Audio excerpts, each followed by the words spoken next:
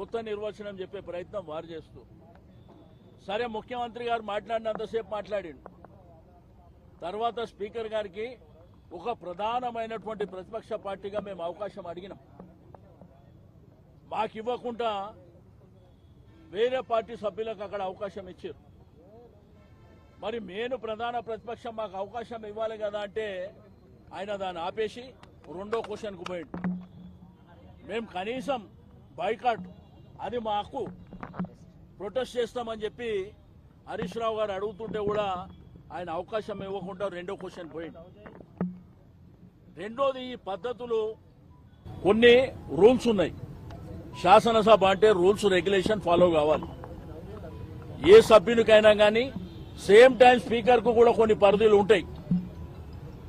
ఆ పరిధులను దాటి ముఖ్యమంత్రి గారి మీద విమర్శిస్తే నేను మైకే ఇవ్వనని చెప్పి ఆయన మాట్లాడడం అంటే, లేకపోతే ముఖ్యమంత్రి గారి డబ్బగొట్టడానికి వస్తాం ఆయనకి. 2 సంవత్సరాల కాలంలో మీరు ఒక్క ప్రాజెక్టు కూడా మీరు టేకప్ చేయకుండా ఈడ వచ్చి ఇష్టం ఉన్నట్టు మాట్లాడితే మాకు కూడా మాట్లాడేటువంటి అవకాశం కావాలని మేము అడుగుతుంటే, మరి మాకు అవకాశం ఇవ్వకుండా స్పీకర్ గారైతే ఆ తల కూడా మా సైడు అంటే లెఫ్ట్ సైడ్ చూసే ప్రయత్నమే చేయరు. మేము అనేకమైనటువంటి శాసనసభలు చూసినాం. 30 ఏళ్ల నుంచి శాసనసభ చూస్తున్నా, అంతమంది స్పీకర్లను చూసినాం. మీకు అధికార పక్షానికి అవకాశం ఇచ్చినప్పుడు ప్రధానమైనటువంటి ప్రతిపక్షానికి కూడా అంతే అవకాశం ఇస్తాం. మరి గతంలో కేసీఆర్ గారు ముఖ్యమంత్రి ఉన్నప్పుడు వాళ్ళు 5 మంది శాసనసభ్యులున్నా వాళ్ళు 5 మందికి మాట్లాడేటువంటి అవకాశం ఇచ్చారు. గంటల తరబడి అనేకమైనటువంటి అంశాల విషయంలో మాట్లాడారు. కానీ ఇది ప్రజాస్వామ్యంలో పద్ధతి కాదు. వాళ్ళు ఇది గాంధీ భవన్ లాగానే దాన్ని వాడుకుంటారు.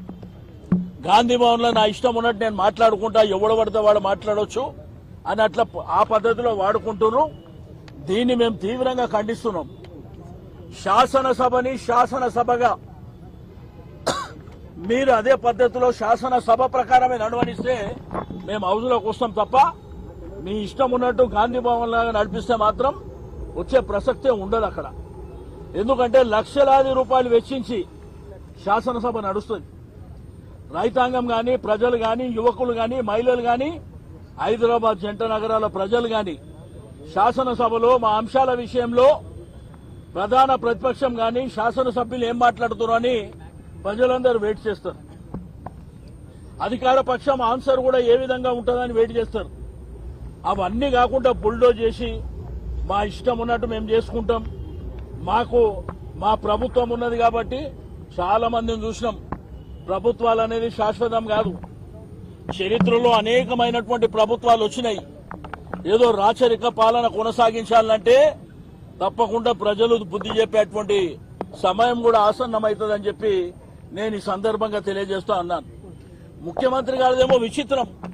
ఒకవైపున సూచనలు ఇవ్వమంటాడు, సలహాలు ఇవ్వమంటాడు, మీ అభిప్రాయాలను గౌరవిస్తా అంటాడు, మళ్ళా వెంటనే తిట్టేటువంటి బూతు మాటలు ప్రయోగించే ప్రయత్నం చేస్తాడు. కంపు ఉన్నదంటే నీకే కంపు ఉన్నది కదా, నువ్వు మాట్లాడిన దాంట్లోనే కంపు ఉన్నది కదా.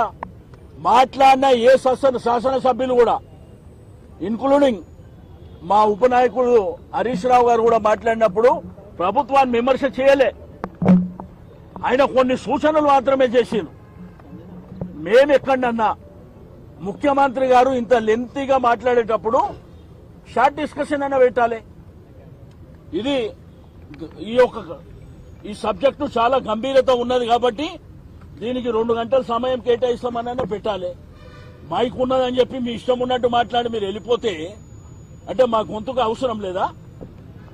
కాబట్టి మేము మరి ఇక్కడికి వచ్చి అమరవీరుల స్తూపం దగ్గర మా నిరసన తెలియజేయడానికి ఇక్కడికి రావడం జరిగింది. మూసీ మీద ఆలోచన అసలు మూసీ మీద ఆలోచన వినడానికి ముఖ్యమంత్రి సిద్ధం లేడు.